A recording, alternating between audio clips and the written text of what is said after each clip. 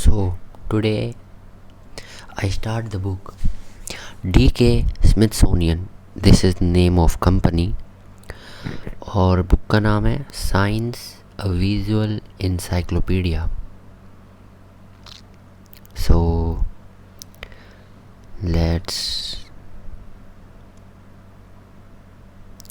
ये इसका कंटेंट दे रखे हैं. मैटर के बारे में है, materials, forces and machines, energy के बारे में, लिविंग ऑर्गेनिजम्स, लाइट, उसके बाद डिस्कवरीज, कुछ इन्वेंशंस, इलेक्ट्रिसिटी और मैग्नेटिज्म के बारे में. तो सबसे पहले स्टार्ट करता हूँ मैं मैटर.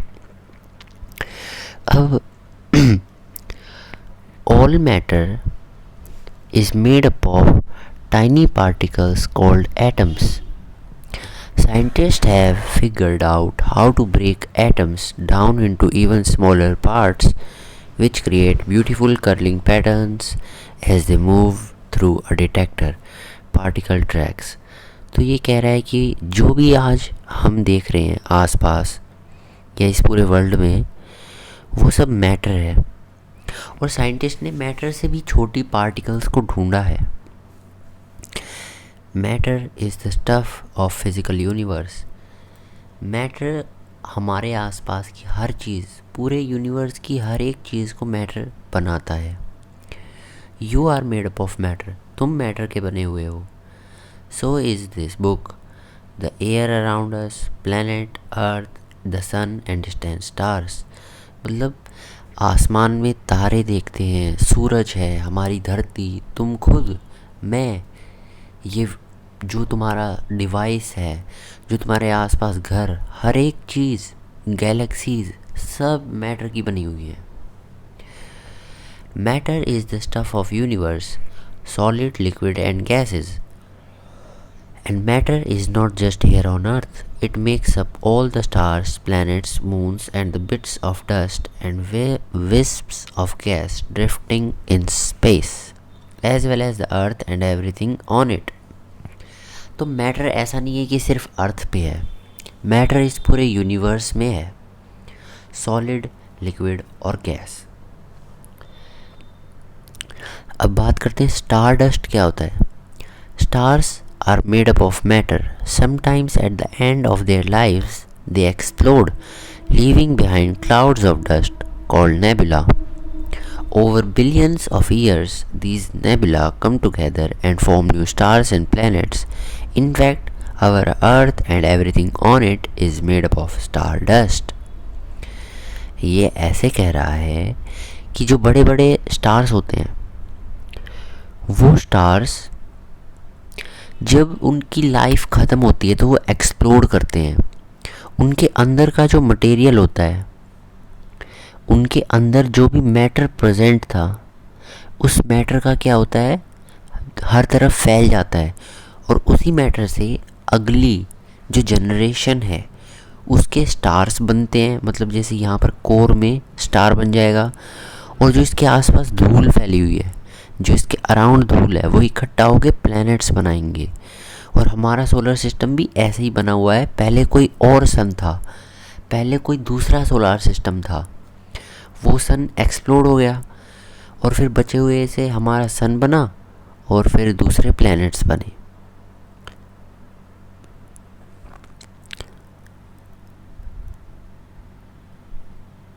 अब आगे देखते हैं स्टेट्स ऑफ मैटर.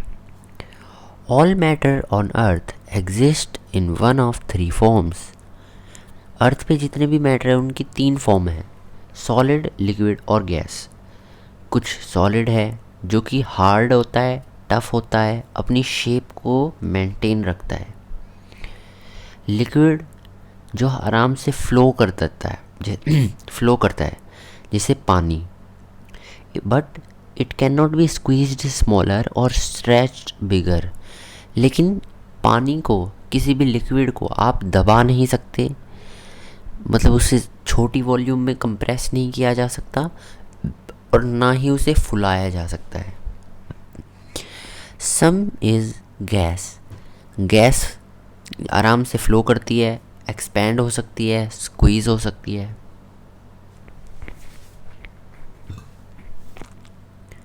तो इन्हें कहते हैं matter. Solid, in solid such as ice particles of matter are close together and fixed in a place. Solid में क्या होता है कि जो पार्टिकल्स होते हैं वो बहुत पास पास होते हैं, और वहीं लिक्विड में in water and other liquids the particles of matter are very close and can move around but can not change distance from each other. इसमें तो बिल्कुल जो सॉलिड होता है उसमें बिल्कुल ही टाइट फिक्स होते हैं, इसमें आराम से मूव कर सकते हैं, इधर उधर जा सकते हैं, ऊपर नीचे लेफ़्ट राइट घूम सकते हैं। लेकिन इनमें जो बीच की जो डिस्टेंस होती है, हर पार्टिकल के बीच की डिस्टेंस सेम होती है। वहीं पर गैस की बात करें तो the particles of matter in a gas such as water vapour are far apart, move fast and change their distance from each other. अब यहाँ पर देखा जाए गैस में कोई पार्टिकल थोड़ा सा ही पास में है, कोई बहुत दूर है, कोई किसी पार्टिकल के बीच में थोड़ा गैप है, किसी में ज़्यादा गैप है। तो ये गैस के पार्टिकल्स में ऐसा ही होता है। अब बात करते हैं precious matter. Some matter and materials are common and not very special such as ordinary rocks and soil. कुछ भाई ऐसी चीज़ें होती हैं जो ज़्यादा वैल्यू नहीं होती उनकी, जैसे मिट्टी हो गई, जैसे पत्थर हो गए। Other matter and materials are valuable for various reasons. और वहीं पर कुछ ऐसे पदार्थ होते हैं, ऐसे मटेरियल होते हैं जो किसी कारण की वजह से महंगे होते हैं, जो कीमती होते हैं, जैसे डायमंड, रूबीज़ और दूसरे jewels are prized because they are rare, have beautiful colours and can be polished to a bright shine. अब जैसे डायमंड हुआ, दूसरी ज्वेलरी हुई, उन ज्वेलरीज की वैल्यू ज़्यादा क्यों होती है? क्योंकि वो शाइन करते हैं, उनको हम चमकदार बना सकते हैं, और ये बहुत ही कम पाए जाते हैं। Sparkling stones, this butterfly broach is made from platinum and diamonds, two of the most expensive kinds of matter. तो यहाँ पर एक एग्जांपल दिया गया है। ये जो बटरफ्लाई है ये डायमंड की और प्लैटिनम की बनी हुई है, जो कि मतलब बहुत ही रेयर सब्सटेंस है अर्थ पर। Matter and energy, matter can trap energy inside it. The gun powder in fireworks contain a lot of chemical energy. When it catches fire it burns very fast, releasing the energy as light, heat and sound. Gasoline in car does the same, providing energy to move us around। ये कह रहा है कि matter अपने अंदर energy को trap कर सकता है, अपने अंदर एनर्जी भर सकता है। जैसे हम कोई बम फोड़ते हैं या फिर दिवाली पे अनार जलाते हैं या फिर चक्री घुमाते हैं, तो उसमें क्या होता है कि उस बम के अंदर गन पाउडर में एनर्जी, केमिकल एनर्जी के फॉर्म में स्टोर होती है, और जब उसे जलाया जाता है तो वो अलग अलग, मतलब जैसे साउंड की तरह के, आग की तरीके से, गर्मी की तरीके से, लाइट की तरीके से अलग अलग एनर्जी के फॉर्म में बाहर आती है। और वैसा ही गाड़ियों में जब हम पेट्रोल, डीजल, सीएनजी जलाते हैं तो उसके अंदर जो, उस फ्यूल के अंदर जो एनर्जी होती है उसका यूज़ करते हुए गाड़ी आगे बढ़ती है। यहाँ पर एक फैक्ट है, matter can be converted to energy. A tiny amount of matter makes an enormous amount of energy. अब E=mc² का जो फॉर्मूला है, जो कि आइंस्टाइन ने दिया था, उसके अकॉर्डिंग मैटर को एनर्जी में बदला जा सकता है, और बहुत ही थोड़े मैटर को बहुत बड़े अमाउंट की एनर्जी में बदला जा सकता है। ये न्यूक्लियर फिज़न की बात है, ये बाद की बात है। Releasing energy, adding various substances to the gunpowder in fireworks make them burn with different colors। अब देखो, गन पाउडर जो होता है तो वो तो गन पाउडर तो एक ही चीज़ होती है। अब कोई लाल रंग में कोई पटाखा फूट रहा है, कोई हरे रंग में, कोई पीले रंग में, कोई नीले रंग में, ऐसा क्यों होता है? क्योंकि उनके अंदर दूसरी चीज़ें मिलाई जाती हैं। जैसे आयरन जो होता है वो येलो कलर के स्पार्क्स देता है, कॉपर जो होता है वो ब्लू ग्रीन कलर के स्पार्क्स देता है। इनमें जो है अलग अलग सब्सटेंस को मिलाया जाता है, उनसे अलग अलग डिफरेंट कलर्स मिलते हैं। States of water. All you can see in this geyser or at Yellowstone National Park is matter. Steam gas rise from a pool of hot water liquid which is surrounded by snow solid. यहाँ पर एक बात बताई गई है कि भाई जो येलोस्टोन नेशनल पार्क है एक जगह पे है, उसमें से गरम गरम भाप निकल रही है, वो गैस है। जिस पानी में से निकल रही है वो लिक्विड है और उसके आसपास बर्फ़ है जो कि सॉलिड है। अदर फॉर्म्स ऑफ मैटर, अभी कह रहा है there are 2 forms of matter that are only found under special conditions. Plasma, तो भाई 2 और मैटर की फॉर्म है, ये बहुत ही रेयर, मतलब रेयर भी नहीं कह सकती, लेकिन इनके लिए स्पेशल कंडीशन होनी चाहिए। Plasma is formed when the particles in a gas gain an electronic charge. जब एक गैस, पूरी की पूरी गैस में इलेक्ट्रिक चार्ज आ जाता है तो वो प्लाज्मा बनाती है। It is found in the sun and also inside neon light and plasma lamps. जो हमारी LED बल्ब नहीं होती है और जो वो होती है सन होता है हमारा, जो दूसरे स्टार होते हैं, जो उनके अंदर ये जो मैटर भरा होता है ना, ये होता है प्लाज्मा। ये वो गैस होती है जिसके अंदर इलेक्ट्रॉनिक चार्ज होता है। The other special state is called a Bose Einstein condensate which can be formed by cooling special gases to extremely low temperatures. कुछ ऐसी गैसेस होती हैं जिनको बहुत ज़्यादा ठंडा कर दिया जाए तो वो बोस-आइंस्टाइन कंडेंसेट बनाती हैं। अब यहाँ पर एक पिक्चर दे रखी है प्लाज्मा बॉल की, ग्लोब की, जो भी है। This globe contains a mixture of gases. A high voltage electrode at the center gives the particles of gases an electronic charge forming glowing plasma.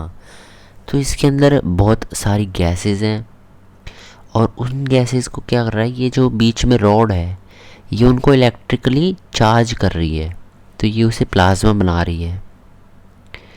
अब बात करते हैं एटम्स की। एटम क्या होता है? All matter is made up of tiny particles known as atoms. हम जिस भी चीज़ को देख सकते हैं वो एटम्स की बनी है। For a long time, हाँ जिस चीज़ को नहीं भी देख सकते, दूर है पास है, वो अलग बात होगी, लेकिन जो भी मैटर इस यूनिवर्स में है वो सब एटम्स का बना हुआ है। For a long time people thought that there was nothing smaller than an atom, but we know now that atoms in turn are made up of even smaller subatomic particles called protons, electrons and neutrons.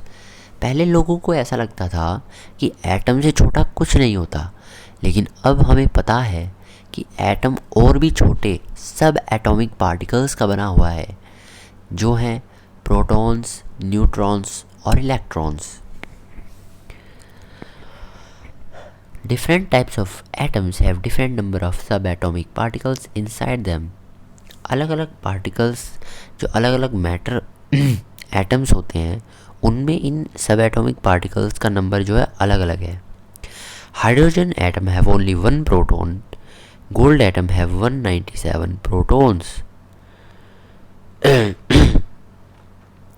तो यहाँ पे बताया गया है कि जो hydrogen है उसमें सिर्फ 1 प्रोटॉन है, वहीं गोल्ड में 97 प्रोटॉन्स हैं।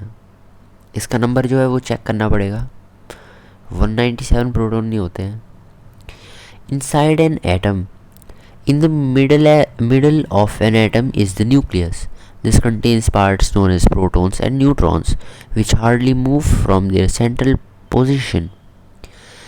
Whizzling fast around the nucleus are much tinier pieces called electrons. They travel around at a fixed distance from the nucleus called a shell. Electrons only leave their shell if they absorb a jolt of energy. तो nucleus होता है बीच में, उस nucleus में क्या होता है, proton और न्यूट्रॉन, और उसके अराउंड, न्यूक्लियस के अराउंड इलेक्ट्रॉन्स चक्कर काट रहे होते हैं एक फिक्स्ड स्पीड पे, और वो न्यूक्लियस को एटम को छोड़ के भी जा सकते हैं अगर उन्हें एनर्जी मिल जाए तो। अब यहाँ पर कुछ बात की गई है ओल्डर मॉडल्स ऑफ एटम की। We now know that atoms have a nucleus in the center surrounded by electrons. In the past, scientists had different ideas about how particles inside an atom fit together and came up with different models to describe what atoms look like. तो पुराने time पे scientist जो है वो अलग अलग तरीके की बातें सोचते रहते थे कि एटम ऐसा होगा वैसा होगा। उनमें से दो हैं। सबसे पहला है plum pudding model. In this model, the parts of the atoms are placed at random like plums in a pudding. तो उन्हें पहले लगता था कि जो एटम होता है उसमें कहीं कहीं पे इलेक्ट्रॉन होते हैं, और वो जो है मतलब ऐसे रैंडमली कहीं पे भी है। और दूसरा है planetary model. This latter model shows electrons orbiting the nucleus of the atom like planets around the sun. उसके बाद ऐसा लगता था साइंटिस्ट को कि एक बीच में कोई सर्कल सा होता होगा, कोई न्यूक्लियस का गोला होता होगा जैसे सन होता है, और उसके अराउंड जितने भी इलेक्ट्रॉन हैं वो चक्कर काट रहे होंगे। लेकिन असल में क्या होता है कि एक छोटा मतलब एक नहीं होता, उसके बहुत सारे पार्टिकल्स होते हैं। न्यूक्लियस में प्रोटॉन होता है, न्यूट्रॉन होता है, अलग अलग पार्टिकल्स होते हैं। अब यहाँ पर एक फैक्ट दिया गया है, atoms are incredibly small. The dot on this i contains about 1 trillion atoms. ये जो आई बना हुआ है इसमें 1 ट्रिलियन से भी ज़्यादा एटम है। वो तो भाई अब मैं इस आई को इतना बड़ा बना दूँगा तो इसमें ज़्यादा एटम हो गए, लेकिन आप समझ सकते हैं कि जो एक डॉट होती है उसमें लगभग 1 ट्रिलियन 1 लाख करोड़ एटम्स होते हैं, बहुत ज़्यादा atoms. Parts of an atom. अब बात करते हैं कि एटम के अंदर क्या है। Despite there tiny size each part of an atom has a mass and a type of electricity और चार्ज। तो इनमें क्या होता है, हर एक सब एटॉमिक पार्टिकल में कोई मास भी होता है और चार्ज भी होता है। चार्ज प्रोटॉन में मास होता है 1 और एक पॉजिटिव चार्ज होता है। न्यूट्रॉन में मास होता है 1 लेकिन चार्ज कितना होता है, 0 होता है। इलेक्ट्रॉन में मास है 1/1850। ओ भाई, मतलब 1850 times less than a proton, and it has a negative charge. Since positive and negative charges attract, electrons keep moving around protons and do not fly away. तो होता क्या है कि जो प्रोटॉन है वो है पॉजिटिवली चार्ज्ड, इलेक्ट्रॉन है वो होता है नेगेटिवली चार्ज्ड। नेगेटिव और पॉजिटिव जो है आपस में अट्रैक्ट करते हैं, इसलिए क्या होता है कि इलेक्ट्रॉन एटम्स के चक्कर काटते रहते हैं और काटते रहते हैं। Making matter. The number of protons, neutrons and electrons in an atom determines what kind of substance it is. All atoms. अच्छा देखो, एक एटम में कितने प्रोटॉन हैं, कितने न्यूट्रॉन और कितने इलेक्ट्रॉन हैं, इससे ये पता चलता है कि वो जो सब्सटेंस है, जिस सब्सटेंस को वो एटम बनाएंगे वो कैसा होगा। All atoms of sodium, a soft silvery metal. Sodium एक मेटल है, उसमें 11 प्रोटॉन होते हैं, 12 न्यूट्रॉन और 11 इलेक्ट्रॉन होते हैं। अच्छा ठीक है, ये बस ऐसे बता दिए इन्होंने। If the number of proton and electron changes, a different substance is formed. अब अगर प्रोटॉन का नंबर बदल जाए या इलेक्ट्रॉन का नंबर बदल जाए तो एक नया सब्सटेंस बन जाता है। एग्जाम्पल है sodium lamp This lamp passes energy into sodium atom, making them rush around and give off light. Different types of atoms give off different colors of light when they are energized. तो इस ये जो lamp दिख रहा है यहाँ पे, इस लैंप में पता है क्या है, सोडियम मेटल भरा हुआ है। और जब इसके अराउंड मतलब इसके थ्रू जब बिजली को पास किया जाता है तो उन एटम्स के अंदर से फोटॉन्स निकलते हैं, लाइट के पार्टिकल्स निकलते हैं। और अलग अलग जो एटम्स होते हैं उनकी अलग अलग लाइट होती है। यहाँ पर सोडियम की दिखाई गई है। Seeing atoms, the most powerful microscopes make things appear millions of times larger and can even show atoms. तो बहुत बड़े बड़े माइक्रोस्कोप्स होते हैं, उनसे हम एटम को देखने की कोशिश करते हैं। These microscopes do not use light rays. ये फोटॉन्स का यूज़ नहीं करते। They are electron microscopes. They use beams of electrons and very carefully beams of electrons aimed very carefully to pick up tiny details. तो ठीक है भाई, electron microscope होता है, उसमें हम beams a stream of electrons का यूज़ करते हैं। Iridium atoms. This electron microscope view shows the atoms of the hard metal iridium as black spots with rings around them. ये जो आपको पिक्चर दिख रही है ये इरिडियम मेटल है इलेक्ट्रॉन माइक्रोस्कोप के अंडर।